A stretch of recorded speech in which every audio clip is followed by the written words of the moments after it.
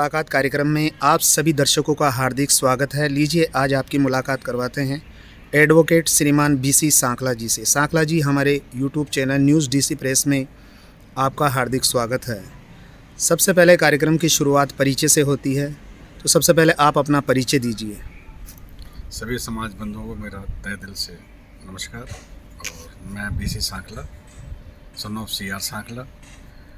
By birth मैं दिल्ली से हूँ। गांव मेरा बदाल है, चौमू के आगे। और ग्रेजुएशन मैंने राजस्थान कॉलेज से किया है, लॉ भी लॉ कॉलेज से किया है। और वर्तमान में मैं एडवोकेट भी हूँ। मेरा हाई कोर्ट में चैम्बर नंबर 237 है। ऑफिस मेरा चित्रकूट स्टेडियम में है। चित्रकूट स्टेडियम का मैं 1996 से व्यापार मंडल का अध्यक्ष हूँ आज तक। मेरा बिल्डर्स का काम भी है, कॉलोनाइजरशिप का काम भी है। सांखला जी, आपने अपने बारे में बताया, मैं चाहूँगा कि आप अपने माता पिता के बारे में भी थोड़ा परिचय दें। मेरे पिताजी श्री छोटू राम जी सांखला नाम था, और वो दिल्ली में कॉन्ट्रैक्टर थे। कोयले का काम था हमारा जखीरे के अंदर, और रजौरी गार्डन में हमारा मकान था।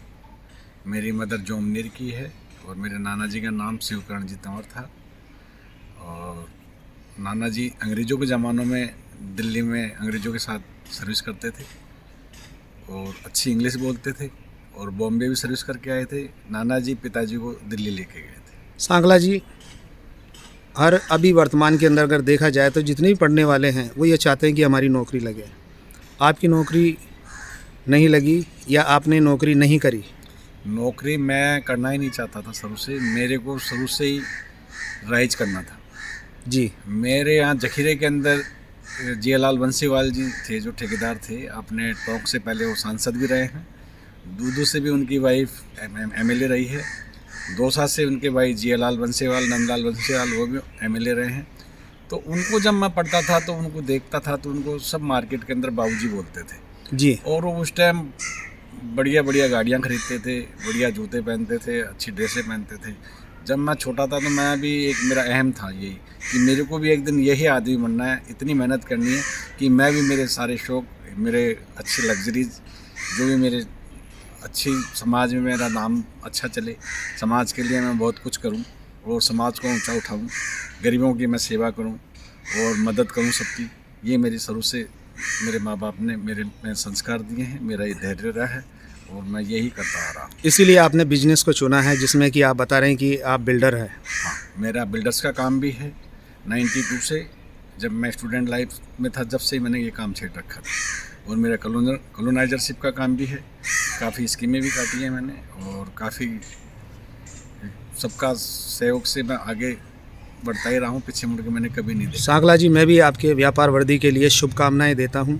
अब मैं आपसे ये जानना चाहूँगा कि जिस समय आप पढ़ाई पढ़ते थे तो किस हिसाब से आप पढ़ाई पढ़ते थे? थोड़ा सा क्या है कि आपके बताने से बच्चों को मार्गदर्शन मिलेगा, और साथ में आप ये भी बताना कि अभी वर्तमान में जो बच्चे पढ़ाई कर रहे हैं उनको कैसे पढ़ाई करनी चाहिए। सभी बच्चे, मेरा भी एक लक्ष्य था कि भाई मेरे को जो भी पढ़ लिख के ही आदमी राइज कर सकता है। अनपढ़ आदमी जितना राइज नहीं कर सकता जितना पढ़ा लिखा कर सकता है। हर जगह पढ़ाई की वैल्यू है। पढ़े लिखे होंगे तो आप हर जगह समझ जाओगे। कोई भी चीज़ इंग्लिश में बात करनी है, हिंदी में करनी है, कोई फॉर्म फिलअप करना है, कुछ भी XYZ। सांखला जी, मैं यहाँ एक बात बोलना चाहूँगा। आपने कहा कि पढ़ाई लिखाई बहुत ज़रूरी है जी लेकिन मेरा आपसे एक सवाल है जी। कि शिक्षित होने के साथ साथ अगर इंसान संस्कारी नहीं है तो नहीं, क्या उस शिक्षा का महत्व है?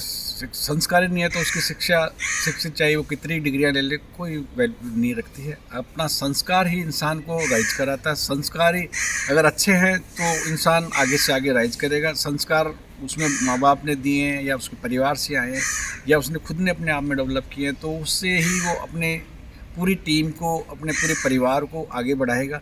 जिसमें संस्कार है वो ही सबको इज्जत देगा, सबको रेस्पेक्ट देगा, सबके लिए सोचेगा। कि संस्कार नहीं है तो कुछ भी नहीं है। पढ़ाई से और संस्कार की बदौलत वो खुद भी सुखी पढ़ाई और रहेगा। संस्कार दोनों साथ साथ होना बहुत ज़रूरी है। नौरिया साहब, आपने पढ़ाई के लिए आप पूछा मेरे लिए, तो मैं मेरी जब भी पढ़ाई करता था बहुत लगन से और बहुत ही अपने इंसानियत से और मेरे संस्कारों से पढ़ाई करता था। अपने बिल्कुल लिबरल होके दिमाग को शांति में रख के ही पढ़ाई कर, बड़ी लगन और मेहनत के साथ आप पढ़ाई करते थे। शुरू से ही मैं करता रहा। और हर इंसान का यही एक धैर्य है कि गरीब घर में पैदा होना उसकी गलती नहीं होती है।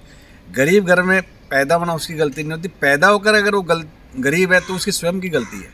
जी। भाई हमें बहुत अच्छी से अच्छी तालीम लेनी चाहिए, बहुत बढ़िया से बढ़िया पढ़ाई करो, डिग्रियां लो अच्छी। आज लॉ की डिग्री जो मैंने ली है ये भी मेरे बहुत काम आ रही है। मैं 5-6 बैंकों के पैनल में एडवोकेट भी हूँ। लॉ का आगे भी बहुत अच्छा फ्यूचर है। लॉ ग्रेजुएट कोई भी आदमी कहीं भी किसी भी, आज हर गांव में एसडीएम ऑफिस है, तहसीलदार ऑफिस है, सब रजिस्ट्रार ऑफिस है, रजिस्ट्रियाँ करा सकता है, अपनी वकालत कर सकता है, सारी चीज़ें जगह जगह खुली हुई हैं। यानी कोई भी काम फ्यूचर के करे हिसाब से बहुत बढ़िया डिग्री है। कोई भी आदमी कहीं भी लॉ ग्रेजुएट होगा, कहीं भी अपना पेट पालन कर सकता है, अच्छा राइज कर सकता है और अच्छा इज्जत मिलेगा, ओहदा मिलेगा, सब आपको रेस्पेक्ट देंगे।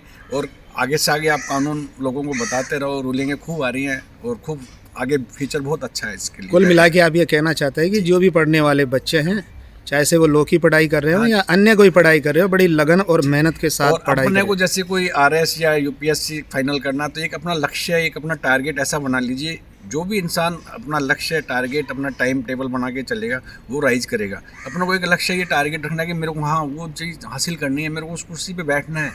अगर जो इंसान उस कुर्सी के लिए एक बारी मेहनत करेगा और वो अपने दिमाग में टारगेट बिठा लेगा कि मेरे को ये पूरा करना है, तो अवश्य कर सकता है। इंसान से बड़ा कोई काम नहीं है। अगर एक कहावत है, लगे रहो मुन्ना भाई, आप लगे रहोगे तो उसमें हमेशा आपको भगवान भी आपका साथ देता है।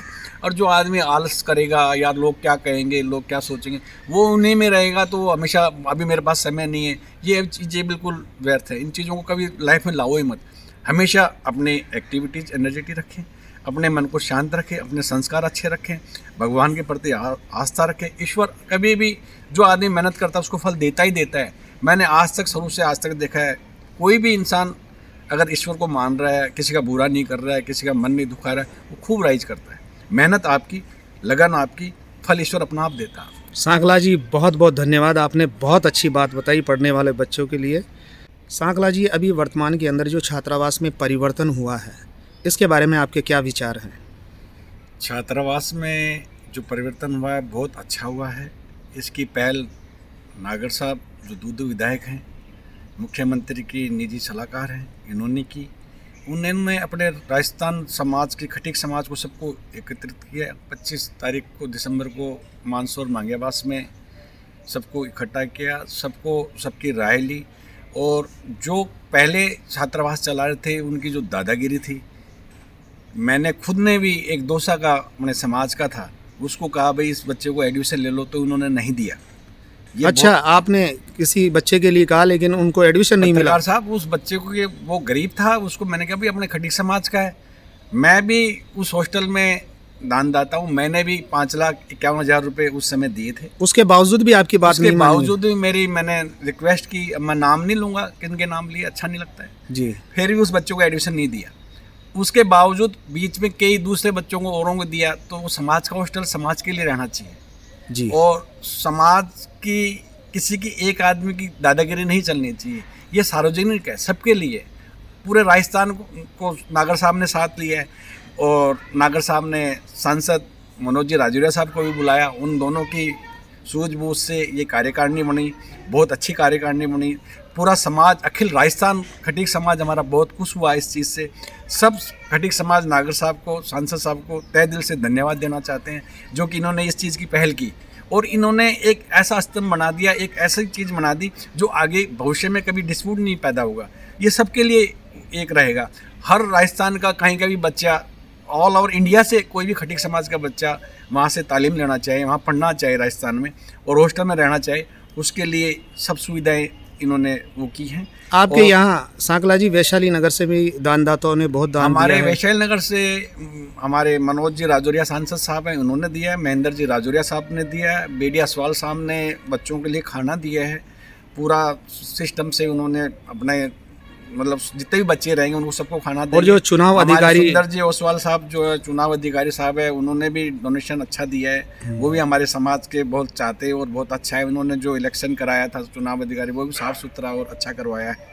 और सभी लोग जो भी दानदाता है जिन्होंने 1,21,00,000 रुपये दिया, उनको भी मैं तहे दिल से धन्यवाद देना चाहता हूँ। अच्छा सांकला जी, मैं एक बात आपसे और जानना चाहूँगा जी जी कि 8 तारीख को वाटर कूलर का उद्घाटन हुआ। ये हमारे सुदेश जी खींची जो सूबेदार हरलाल जी खन्ना के बेटे हैं, सबसे छोटे हैं। इनके 2 पेट्रोल पंप हैं, 12 रेस्टोरेंट हैं इनके चाप के, और ये अच्छे हैं, बहुत ही भावुक इंसान हैं। इन्होंने और हमारे पत्रकार महोदय जो हमारे सामने बैठे हैं नावरिया साहब, इन्होंने सबसे पहले पहल नागर साहब को जाके अपने जो भी चंदा इन्होंने दिया है, जैसे 51,000 इन्होंने दिया है, उन्होंने वाटर कूलर भी दिया है, और जितने भी पेमेंट, और 1,51,000 1,51,000 का चेक नागर साहब के यहाँ। महामंत्री राजेश नागोरा साहब को इन्होंने नागर साहब की प्रेजेंसी में इनको दे दिए, और इनको तहे दिल से धन्यवाद। और मैं ये चाहूँगा कि नागर साहब से हम्बल रिक्वेस्ट है मेरी कि एक महिला हॉस्टल और खोला जाए लड़कियों का। बिल्कुल सही बात बालिकाओं कही का आपने। हॉस्टल की काफ़ी हमारे राजस्थान में जरूरत है, वो जयपुर में बिल्कुल नहीं है। और ये नागर साहब और सांसद साहब से मेरी करबद्ध प्रार्थना है कि इसको आगे से आगे उठवा के सरकार से कहीं भी ज़मीन अलॉट करा के और ये दिलाएं। मैं इनका तहे दिल से शुक्रिया करना चाहता हूँ कि इनकी पहल से ये सारा काम हुआ है। ये नागर साहब अगर नहीं होते तो ये काम हॉस्टल का होता ही नहीं। ये बीड़ा इन्होंने जो उठाया है, एक बहुत अच्छा बीड़ा उठाया है, बहुत अच्छा काम किया समाज के लिए, जो काम आज तक कोई नहीं कर सका। जो काम इन्होंने किया, जो 16 साल से दादागिरी चलती आ रही थी, वो बहुत गलत थी। जो नागर साहब ने, सब हमने और नागर साहब के साथ सारी राजस्थान की टीम लगी, सारे राजस्थान के अध्यक्ष थे हर जगह के, जो बाहर से भी सारे लोग आए हैं, उनका भी मैं बहुत बहुत धन्यवाद करना चाहता हूँ। सांकला जी, जयपुर शहर में जितनी भी बस्तियां हैं, अपने जितनी भी कॉलोनियां हैं, उनके अध्यक्ष भी इस परिवर्तन के अंदर सम्मिलित हुए हैं। सारे के सारे समाज के अंदर कई सालों से एक पीड़ा थी, जी बिल्कुल, वो पीड़ा दूर हुई है। जी, इसके लिए मैं भी बाबूलाल नागर साहब को, सांसद मनोज राजौरिया जी और इनकी पूरी कार्यकारिणी को, और जो भी लोग सम्मिलित हुए हैं उन सभी को धन्यवाद देना चाहता हूं। अब मैं आपसे ये जानना चाहता हूं, 1 तारीख को जो छात्रावास के अंदर कार्यक्रम हुआ था, उसमें मंडी खटीकान विकास समिति के अध्यक्ष राजू सामरिया के सानिध्य में भारी संख्या में मंडी खटीकान से जो लोग आए थे, जिनको लेने के लिए स्वयं नागर साहब और सांसद साहब आए हैं। तो मंडी खटीकान के बारे में जो लोग आए हैं, उनके बारे में आपके क्या विचार हैं, वो बताएं। भैया, हमारे को खटीकों को मंडी खटीकान के नाम से ही जाना जाता। सबसे पहले तो बहुत अच्छी बात ये है जी, और धन्यवाद। हमारे समाज के काफ़ी नेता हैं, काफ़ी सीनियर अधिकारी हैं जो मंडी खटीकान से ही पढ़ लिख कर अच्छी पोस्टों पे गए हैं। और आज भी हमें खटीकों को सबसे पहले जयपुर में जो मंडी खटीकान के नाम से है जगह, उसी से जाना जाता है जी। और जो वो लोग आए उसके लिए मैं बहुत तहे दिल से धन्यवाद करना चाहता हूँ। राजू जी सामरिया जो मंडी से आए थे, सभी समाज वालों को लेके आए, उनके लिए तहे दिल से राजू जी सामरिया को मैं धन्यवाद करना चाहता हूँ। और ऐसे ही हमेशा आगे से आगे राजू जी सामरिया से उम्मीद रखते हैं कि आगे से आगे कदम बढ़ाते रहें और अपने पूरे संघर्ष को साथ लेके और हमारे समाज को आगे राइज करा। सांकला जी, एक बात मैं और आपसे जानना चाहूँगा कि अभी भी कुछ लोग ऐसे हैं जो समाज को तोड़ने का काम कर रहे हैं। ऐसे लोगों को क्या संदेश देना चाहते हैं आप? वो बहुत गलत कर रहे हैं। ईश्वर उनको सबको देख रहा है। अगर जो कोई गलत करेगा तो वो गलत है, और मैं ये चाहता हूँ ऐसा नहीं करना चाहिए। समाज का काम है, समाज के लिए हर आदमी को बढ़ चढ़ कर भाग लेना चाहिए। अपने जो सेवाएं वो समाज को फ्री ऑफ कॉस्ट देनी चाहिए। जैसे कोई भी काम, आज मैं एडवोकेट हूँ, मेरा काम कोई भी समाज के लिए होगा तो मैं कोई मेरे समाज वाले से कोई फीस नहीं लूँगा, ये मैं ऐलान करता हूँ। हमेशा समाज में रहकर समाज को जोड़ने का काम करना चाहिए, समाज को तोड़ने का काम नहीं करना चाहिए। समाज संगठन में शक्ति है। अगर हमारा समाज एक है तो हम सब कुछ, हर चीज़ पे राइज कर लेंगे, हर चीज़ को हम बस में कर सकते हैं, हर चीज़ को हम काबू कर सकते हैं। अगर समाज में फूट हो तो हम कुछ नहीं कर सकते। मेरा उन लोगों से निवेदन है कि जो समाज को तोड़ने का काम कर रहे हैं, कभी भी समाज को तोड़ने का काम नहीं करे, समाज को साथ लेके चलने का काम करे, समाज को जोड़ने का काम करे, उसी में सबका भला है। सांकला जी, पूरे खटीक समाज को आप क्या संदेश देना चाहते हैं? मैं यही देना चाहता हूँ, सारा समाज एक साथ रह के, एकजुट रह के भाईचारे से रहे, एक दूसरे की टांग नहीं खींचे, एक दूसरे को भेद में लेके उसके साथ विश्वासघात नहीं करे, किसी का पैसा नहीं खाए, किसी को ब्लैंड फेथ में लेके उसके साथ चीट नहीं करे। अगर उसके साथ कोई पार्टनरशिप करते हैं तो उसका हक उसको पूरा दिया जाए, और किसी का मतलब नाजायज़ अपनी पोस्ट का फ़ायदा उठा के किसी का पैसा नहीं खाया जाए। सांकला जी, अपने खटीक समाज के अंदर बहुत से गरीब लोग भी है, कमज़ोर भी है और मजदूर वर्ग भी है। ऐसे लोगों के प्रति हमारे लिए क्या करना चाहिए, हमें क्या करना चाहिए, उसके बारे में भी आप अपने विचार दीजिए। जो भी हमारे समाज के जो गरीब है, मजदूर लोग हैं, उनको हमें साथ लेके चलना चाहिए, उनकी हमें मदद करनी चाहिए, उनके दुख दर्द में हमें साथ देना चाहिए। उनको अगर कोई पैसे की इमरजेंसी है तो हमारे को एक ऐसी संस्था बनानी चाहिए जो उनको मंथली, जो बिल्कुल उनका इलाज नहीं हो रहा हो या उनके पास वास्तव में रोटी कपड़ा नहीं है या कुछ और परेशानी है, तो उनकी हमेशा मदद करनी चाहिए। बहुत अच्छी और बात ये बताई मदद, आपने। इंसान नर सेवा ही नारायण सेवा है। इंसान की मदद जरूर करनी चाहिए। अपना तो समाज है और हर गरीब को ऊंचा उठाना चाहिए, किसी की टांग खिंचाई बिल्कुल नहीं करनी चाहिए। बहुत अच्छी बात कही है आपने कि जो समाज के गरीब हैं, कमज़ोर है या मज़दूर वर्ग है, इनको ऊंचे उठाने में हम लोगों को सहयोग करना चाहिए। सांकला जी, आज आपसे मिलकर मुझे बहुत अच्छा लगा। आज आपने बहुत अच्छे विचार दिए, समाज के लिए भी आपने अच्छा संदेश दिया और पढ़ने वाले बच्चों के लिए भी आपने बहुत अच्छा संदेश दिया। और जो आपने छात्रावास में परिवर्तन हुआ उसके लिए भी आपने निर्भीकता से बिल्कुल जो आपके विचार थे वो बताए। इन सब बातों के लिए मैं आपको धन्यवाद देता हूँ। कार्यक्रम समाप्ति की ओर जा रहा है, अगर आपको और भी कुछ कहना हो तो आप बताएं।